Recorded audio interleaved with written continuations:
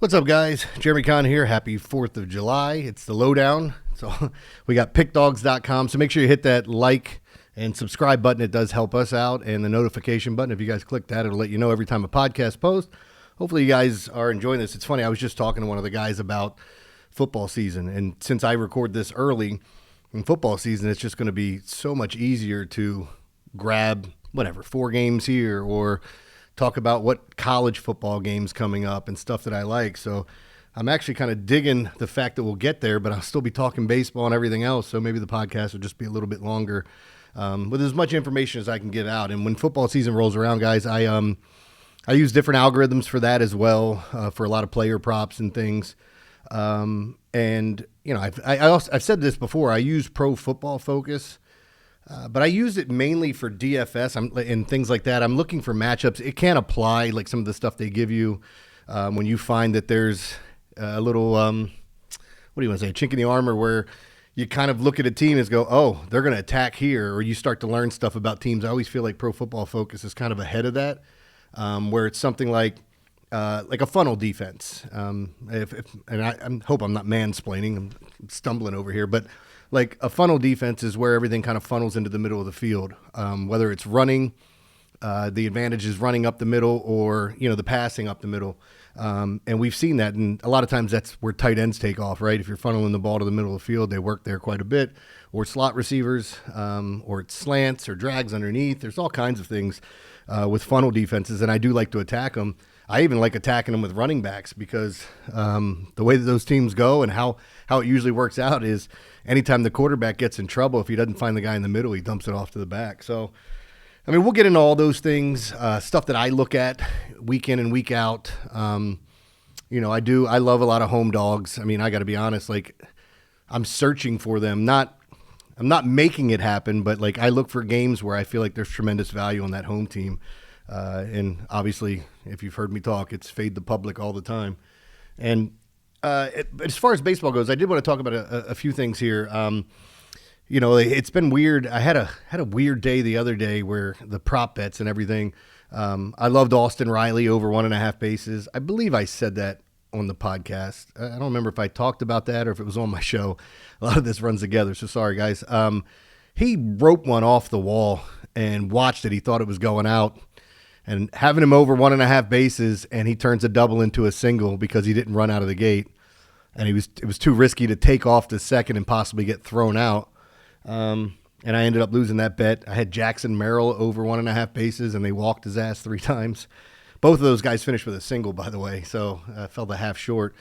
And one of the things I was looking at with yesterday's card was the game hasn't started, so I have no idea how this is going to finish, but I like doing this so you guys can see how my mind works and whether I'm right or wrong on some of those things. Chris Bassett against the Yankees, he's had 6 starts, and this isn't like you're not going to go back to Oakland and go, oh, it's all he did have a start against them in Oakland, I think. But Chris Bassett has like a 1.6 ERA against the Yankees. His prop bet was 5.5 Ks. He's in 6 starts, he struck out 44 Yankee players. For some reason, it just feels like he has their number. So that's why I jumped on that, and I like the under in that Yankees game on Thursday. But you know what? Since it's Friday, this could be a kind of a good thing. I know I'll be, if you guys are checking this out, I'll be going on the morning show a little bit later. I'll have a better idea of where I'm at on some of these games. But I do think I had 4 that are good to talk about and some things that I noticed with these teams. I'll throw you the weather, all that and more. So, and then we'll probably get in some story time too. I love talking about it. And I mentioned the anniversary of the Big Mo show, and you can see my Baltimore Mo Strong shirt. It's got the braille at the bottom because if you don't know, he was blind since birth and battled cancer 4 times. And it was just kind of cool, like watching the fans here in Baltimore and how nuts they went over Mo and all the talking we had on yesterday because it was the anniversary of the show. I gave him my radio show one night, and we signed him to a contract, and it was just, as I said before, if you're just now tuning in, the coolest thing I've ever done in radio. I'm a radio host in Baltimore, and I love doing this. I love talking baseball, basketball, football. I dabble in hockey, but the other 3 are my main sports, and I love college. I will get into MMA. I get in the WNBA. I've been killing there, so it's been good. Let me stop rambling and get into these games because I'll probably end up going off on a tangent again. But I hope you guys have a wonderful 4th and you don't blow off your fingers. Let's start off with the Yankees and Mets. This is an interesting one because it's it's Marcus Stroman and Paul Blackburn. The wind's blowing in a little bit, about 8 miles an hour towards like first base. It's 85 degrees there. I can't believe I'm getting ready to do this because if you look at these numbers, they are super chunky. Let me pull this up for a second. As you look at Marcus Stroman and Paul Blackburn's last game, he really got screwed over because they had the rain delay, and then they tried to bring him back out, and I think he gave up like 6 consecutive hits and got his ass pulled without getting a single out, or maybe he got one. I don't know, but he got blasted. So as I'm looking at here, let me pull up these numbers. I'm sorry, I hate doing this because I had this ready and I looked at something else and it was off the screen. So Marcus Stroman has a 8.16 ERA, 1.67 WHIP. Paul Blackburn 0-3, 7.71 ERA, and a 1.98 WHIP. That means Paul Blackburn puts on 2 guys per inning. And again, it's a little skewed. Marcus Stroman's had 2 starts. His last one, he went 5 innings and gave up 1 run. He was fine. Maybe we see more of that. I am going to go with the under here. I don't think these guys are as bad as they've shown, and I don't have the total in front of me, but I assume this is going to be fairly high. Even with the weather, like 9.5, 10 maybe. We'll have to see. But that being said, I'm going to play the under here and just hope that the Yankees do what they've always done and go up and strike out a ton.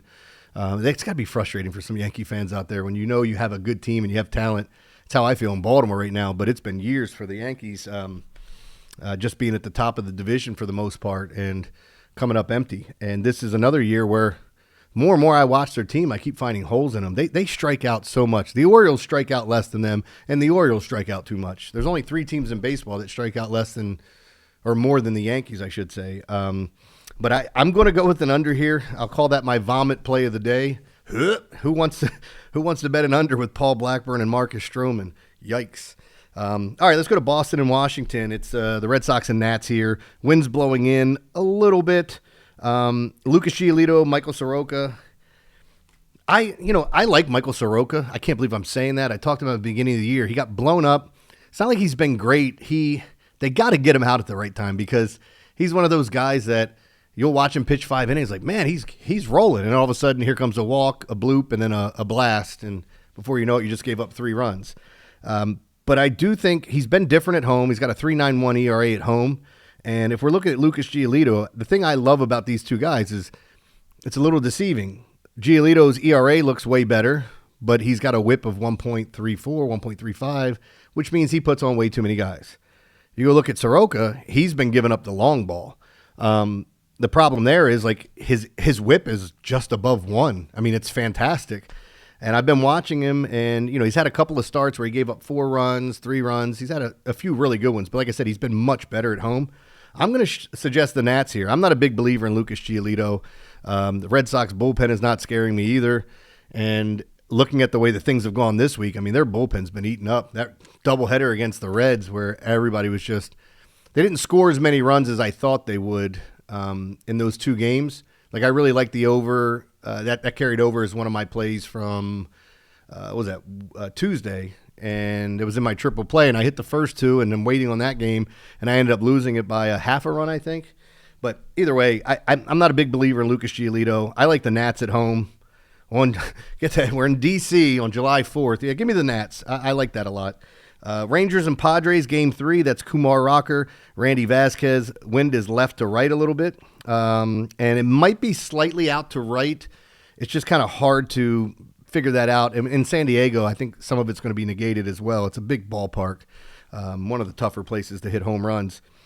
I like this spot here. Like, the Rangers' offense has been wanting, to say the least.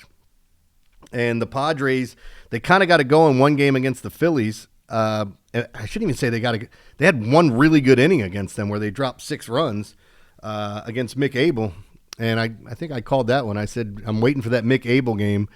And then we hit the over on that. So I think that was my weather play of the day, if I remember correctly. But anyway, Kumar Rocker, his numbers are juicy.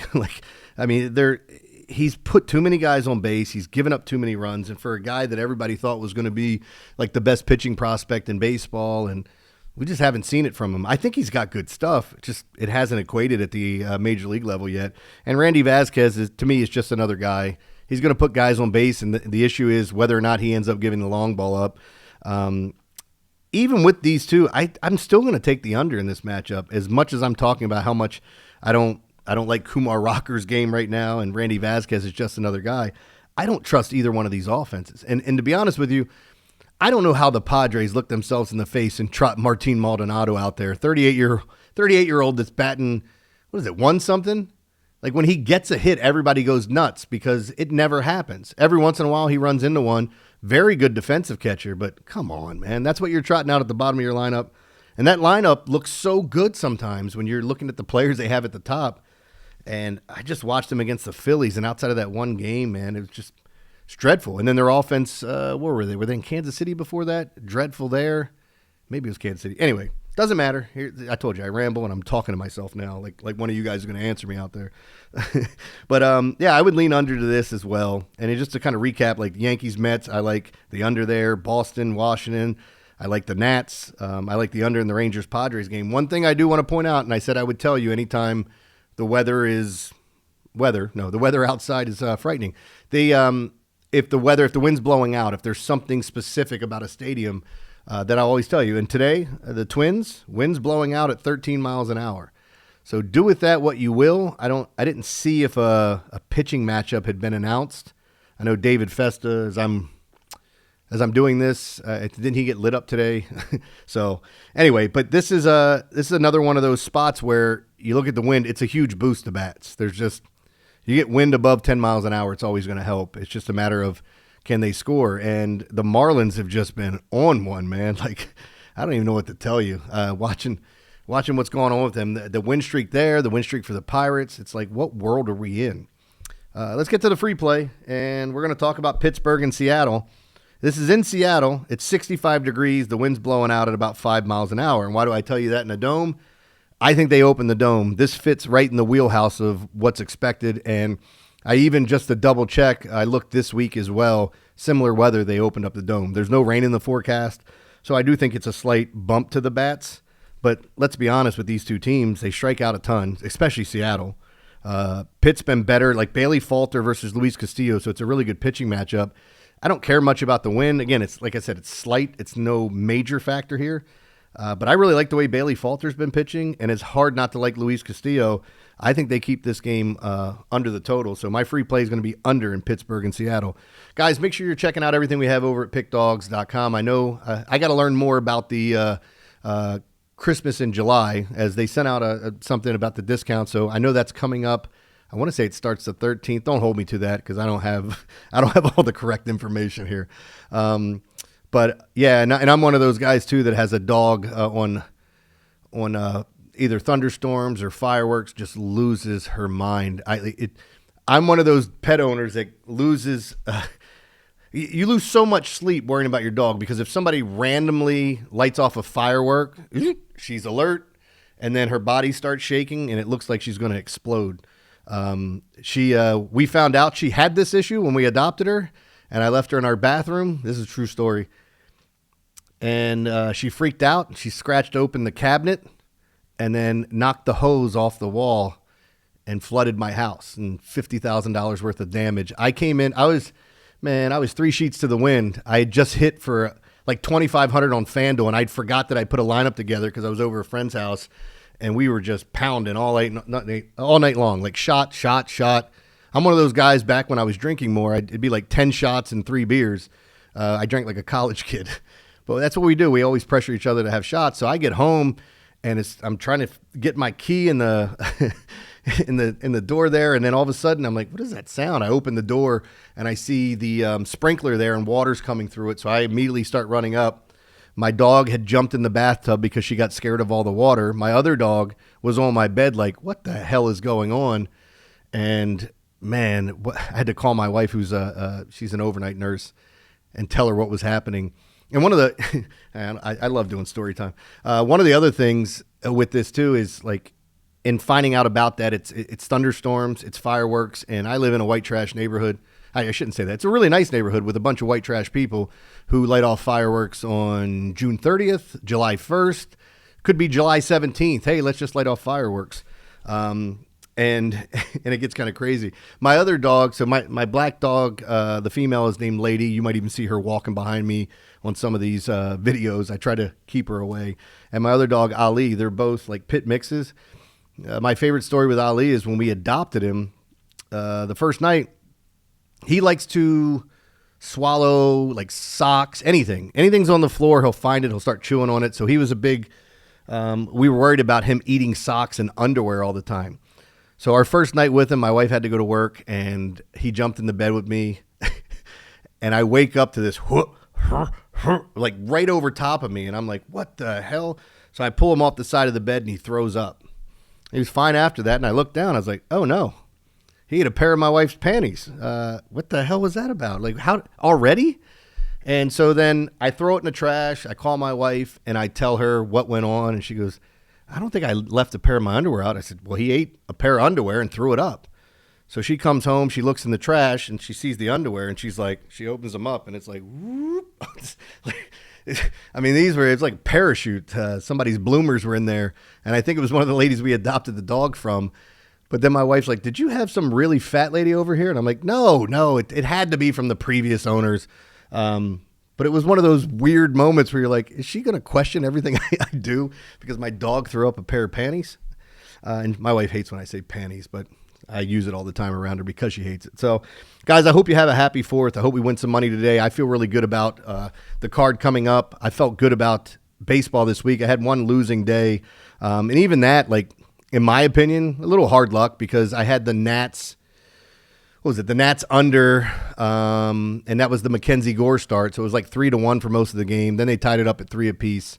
And in the late innings, it just took off. The bullpens imploded. So that was a losing day, but I've been killing it in the WNBA too. So looking forward to this weekend and trying to make some money. So check out the plays over at Pickdawgz.com, and you can pair me up with somebody else or, find one of the other guys that's killing it, because I know a lot of guys are on fire, and you can follow that and track the picks as well. Appreciate you guys listening. Again, I hope you have a wonderful 4th. I'll be back on Saturday.